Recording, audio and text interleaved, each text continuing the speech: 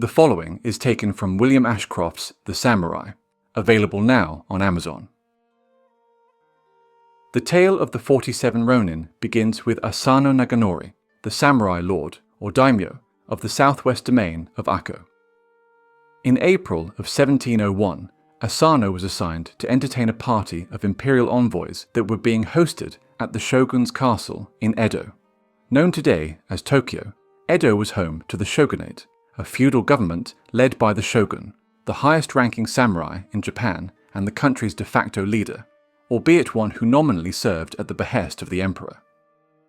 In preparing for his important task, Asano, a young provincial daimyo unfamiliar with court etiquette, sought the instruction of Kira Yoshinaka, a high-ranking government official and direct retainer of the shogun. According to one account, Kira had expected compensation for his advice, in effect, a bribe. When Asano declined to pay him, he proceeded to mock the Akko samurai, belittling him for his rustic ways. Whatever the truth of this exchange, it is clear that considerable friction had arisen between them. On the morning of April 21st, in one of the main corridors of Edo Castle, an enraged Asano drew his short sword and rushed Kira, shouting, "Do you remember your insult?" before slashing him on the shoulder. A second strike sliced through Kira's cap as he turned to flee, dealing a shallow cut to his forehead.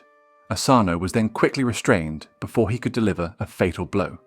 While the wounds inflicted on Kira, who had sought to escape rather than draw his sword, were relatively minor, the consequences would be severe.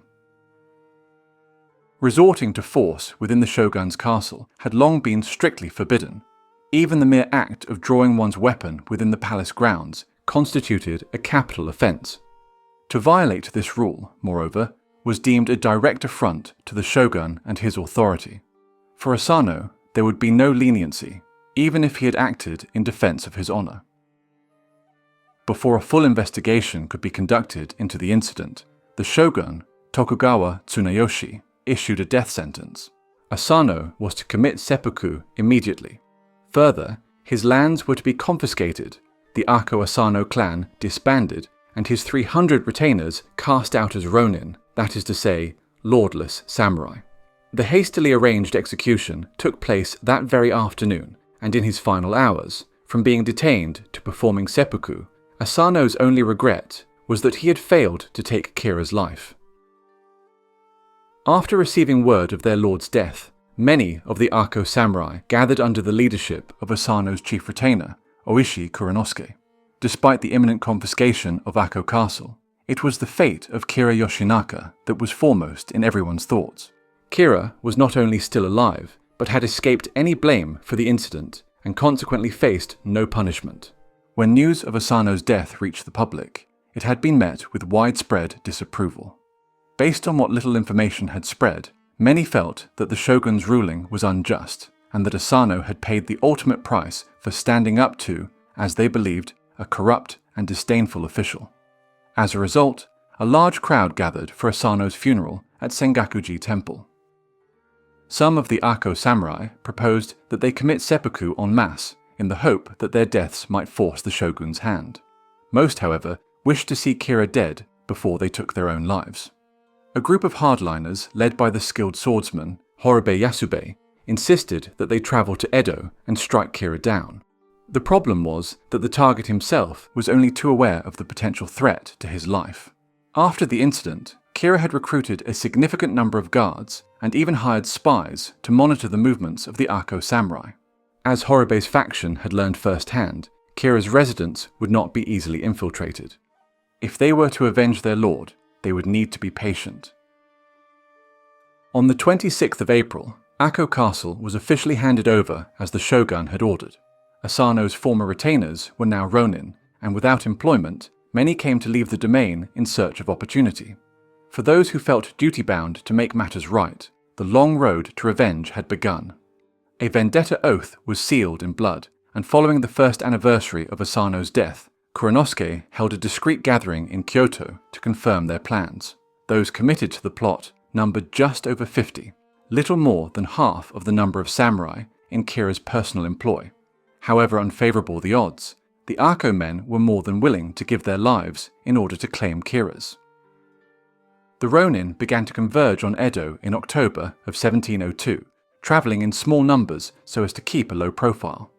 Over the ensuing months, Kusunoki diligently set about planning the assassination, remaining cautious to not arouse the suspicions of Kira's spies or attract the unwanted attention of shogunate retainers. After acquiring information about the layout of Kira's residence, a plan of attack was devised and the necessary equipment procured, including heavy mallets, ladders, whistles, and a lantern for illuminating Kira's face.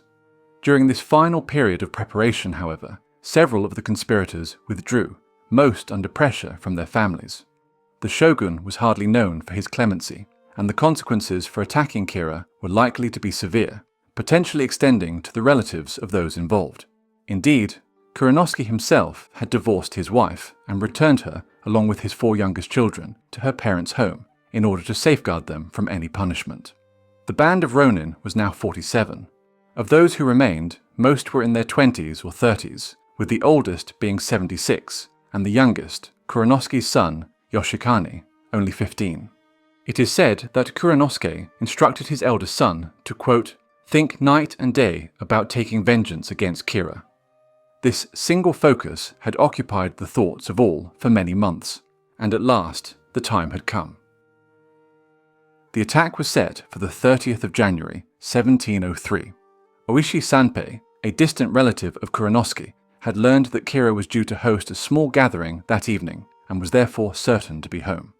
The Ako samurai would strike after the event had finished, during the early hours when security was minimal. With the date set, each made their final preparations. Letters were written to loved ones, blades were sharpened and cleaned, and prayers were offered for success in battle. On the night of the attack, the Ronin set out from 3 separate houses, arriving at Kira's residence shortly after 4 in the morning. The heavy winter snow which covered the ground muffled their footsteps as they approached the estate. There they divided into 2 groups for a double-pronged assault. Kusunoki headed the main attack upon the front entrance, using ladders to scale the gate, while a second squad, led by his son, entered through the back, breaking open the rear gate with mallets. The guards at both gates were defeated swiftly. As for the rest of Kira's men, who were asleep in the adjacent lodgings, several of the older Ronin had been tasked with locking them in by nailing the doors shut. This crucial action ensured that only around 40 of Kira's 100 retainers were able to participate in the ensuing fight. As they made their way across the courtyard, the Ronin announced that they had come to avenge their lord and that only Kira need die. Anyone who stood in their way, however, would be cut down. In the fierce combat which followed, swords clashed throughout the dimly lit house as Kusunoki's men overcame all who crossed their path. When at last they reached Kira's bedchambers, the room was empty. Their target had fled, and very recently, for the bedding was still warm. After searching the estate for some time, the Ronin came upon a small storeroom hidden away behind the kitchen. When they opened the door, 2 of Kira's guards burst out and attacked them. Both were immediately felled. A third followed, and he too was struck, though not fatally. Those present suspected that the man before them, clad in a white kimono, was Kira. They held the lantern up to his shoulder, and there, as expected, was the scar left by the blade of Asano Naganori. According to one version of events, Kusunoki then informed Kira who they were, offering him the chance to atone for his misdeeds by committing seppuku, an honourable death, and one which mirrored the fate of their lord. When Kira refused to respond, Kusunoki simply drew his sword and severed Kira's head. The 47 Ronin had finally achieved their revenge. During the assault, which lasted a little over an hour, only 2 among them had suffered serious wounds, with not a single fatality. By contrast, 15 of Kira's men were dead and another 23 wounded, while at least several had fled. As the sun was about to rise, the Ronin wrapped Kira's head in cloth and departed for Sengoku Temple, the resting place of their lord. While travelling to the temple grounds, a number of townsfolk came out to speak to them as they passed, and thus word quickly spread of their deed. Just 2 days later, a report would refer to the incident as, quote, an act renowned throughout Edo. When they reached Sengoku Temple, the Ronin placed Kira's head before the grave of Asano, and addressing the spirit of their dead lord, declared that they had taken the life of his enemy. The Ronin then informed the shogunate of their actions and turned themselves over to the authorities. All, that is, save for one, Terasaka Kichiyamon, who it is speculated may have been sent to Akko to convey news of their success, though the truth of his disappearance is unclear. As for the 46 who remained, their fates rested with a group of high-ranking officials, including Confucian scholars, who convened especially to assist the shogun in passing judgment. The usual punishment for such a crime was beheading, a shameful end for a samurai.